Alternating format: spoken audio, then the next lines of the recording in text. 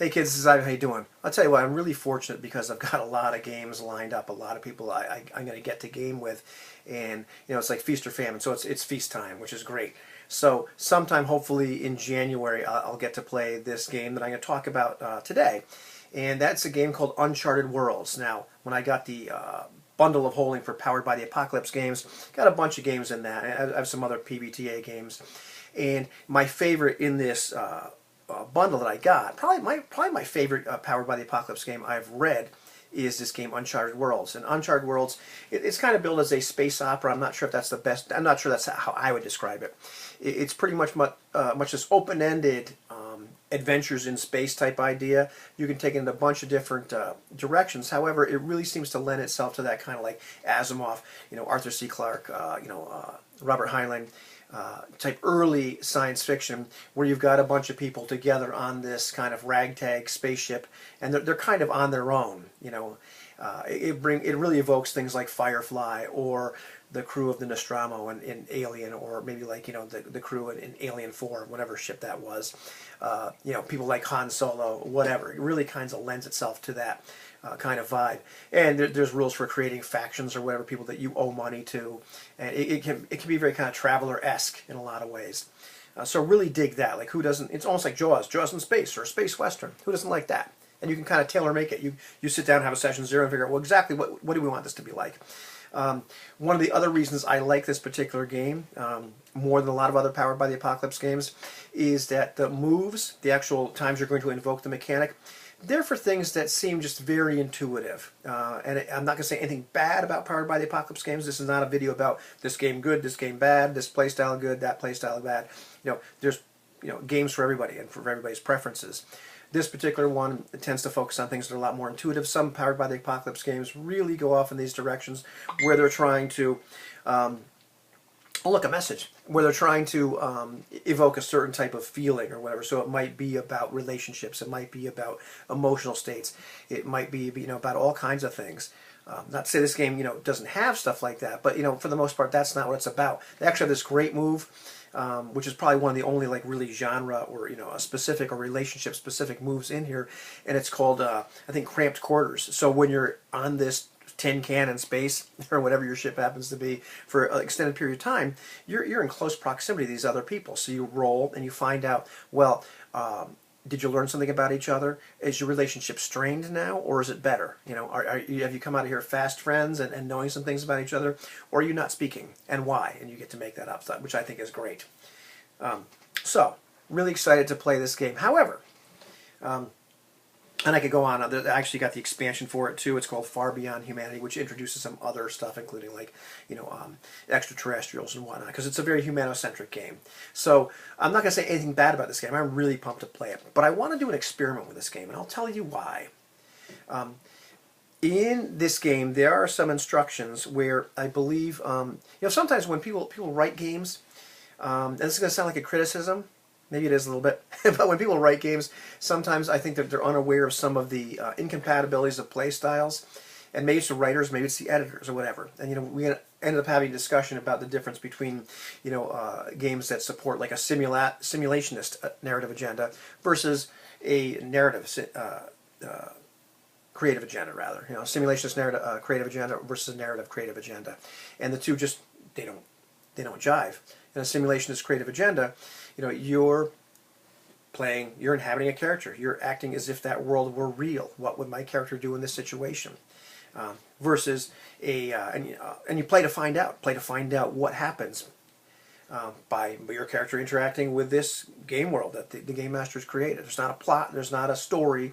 It just it happens as you play. However, in a more narrative creative agenda, it's about the story that you're creating right now. And Powered by the Apocalypse games all support that kind of narrative creative agenda. So there's a lot of collaborative storytelling where it's very formalized. Actually, I love the way this game formalizes it. Where there's a time when, as a player, there's a procedure for when the players actually get to make something up about the game world. They get to dictate what is actually real. And this game actually does a great job of, one of the reasons I like it, where there's a specific time you can do this. You don't get interjected whenever. and it's very, very formalized. And otherwise, you don't interject things that don't go, don't jive with whatever the fiction happens to be at this particular point. So here's where it gets a little wonky in the instructions they give you. They have this page really early on called Player Principles. They're great principles, but two of them are a little incompatible. I'll tell you why. So they've got principles like act with conviction and respect player boundaries, great, and respect the GM's role. And it goes into the idea that the GM is going to, pretty much say what the game world reality is, except, don't just make up things about the fiction or overturn things about the fiction, except when it's, your turn to do so. So it's a procedure.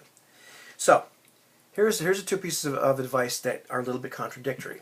First one is act through the lens of your character, and it talks about when you choose how to act, you consider the character first and foremost, consider what they can do, considering what they would do. Don't always take the most optimal actions. Try to take the actions the character would take, considering their background, their motivations, their careers, their goals, their aspirations, their fears. Act with the information the character has, not the player. Once in a while, like things like weakness and shame and et cetera, all their shortcomings, influence the decisions they make. Okay, great. So, next one after that, though, weave an awesome narrative. Okay, and it goes on telling you, like, always consider how to make the story better and more entertaining for everyone. And it talks about the GM and the players are working together to create a narrative, and the GM prompts allow the players to shape the universe. Strive to make an epic worth retelling. And so at that point, it's giving these two conflicting sets of instructions. I understand what they're trying to say, I really do. But at one point, it's telling you to act through the lens of your character. Get in character, do what your character would do. But at the same point, it's telling you, wait a minute, you've got to make sure that it's a big important thing is to weave this awesome narrative and do this in a collaborative fashion. And when your goals are to act like what your character would do and also to weave this awesome story, they're not, those goals are going to be in conflict. And we're having some discussions in the group, including some of the players that are going to play this, and one of them pointed out, well, hey, I think you can do that. I think you can weave this awesome narrative through the lens of your character, and they're talking about the idea that your character can say things when the game master asks you, like the procedure in this game is, okay, well, you come upon this derelict freighter, okay, what's on it? And the player could say things, oh, well, I see this cargo here, and I noticed that this is from another agency that I used to work for, and this is what might be in here, and be based on my experience, whatever. And, one of the things I kind of, my rebuttal was, well, that's not really acting through the lens of your character. That's creating game world reality using your character as the mouthpiece, through their history, the things that they can remember, etc., to make it's just pretty much your vehicle for creating parts of the game world reality. There's nothing wrong with that, but that's not acting through the lens of your character. It's a completely different experience. And we had a lot of discussions in this group too about improvisation and creativity. In fact, we just had a little bit, a few minutes ago, talking about the idea you can play in a much more simulationist game. Like, you look at the Lamentations and Prussia game I've been running, and there have been times when I've made things up, and I've also allowed the players to kind of say things like a good example was I asked Lee, your humble game master, he was supposed to be staying at this one place. He said, well, I spent a lot of time at Katrina's House of Pleasures. I'm like, okay, well, tell me what that place is like. And he gave me a little bit of information, and after that I kind of took it. He made up this little teeny part of the world. It was minor. And I've had times when I've done a lot of improv as well, where Jason said, well, they asked, he's shaking this guy down. Well, who sold you this book? Where'd you get this book? Well, now I have to make up a bookseller or a seller of antiquities. So I make this guy up, and he becomes this new character in the game. There's a lot of improv that way, but that's a lot different than this formalized structure where the agency of the narrative authority is handed to the player through a procedure, and now they make up a whole bunch of stuff about the world.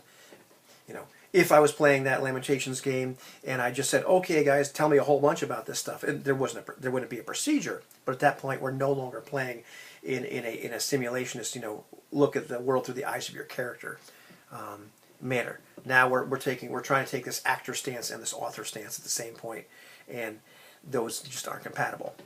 So one of the things I'm interested to do with this game, which I really dig Uncharted Worlds, is hopefully I get to do this with the same group of players. I want to play it rules as written. I want to play it, so I'm gonna run the game the first time at least, and I use a procedure where like the player makes a move, and now it's time to hand the baton over to them. Go ahead, have at it. However, I'd like to run maybe 1 or 2 sessions like that. I'd like to try it again. And this is probably one of the only PBTA games you could probably do this with, because it's pretty easy. It's just right on the cusp. And say, okay, we're going to do this again. But now when you make these rolls, where it would say the player is supposed to make this up, like you find something out, you have a success, you find something out. Now we're going to do it where the game master makes up what the actual reality is. And let's see how different that feels. That'd be really interesting to do with this game, and see what the experience. How different those two experiences are, and maybe I'd like to do it with the same group, and then like talk about it. So that's kind of one of my plans or hopes for this upcoming year is to do a little bit of that. That seems to be a game that would really lend itself to being I wouldn't be playing Powered by the Apocalypse at that point with that second example, but I like to try it both ways and see what our impressions and takeaways from that are. So stay tuned.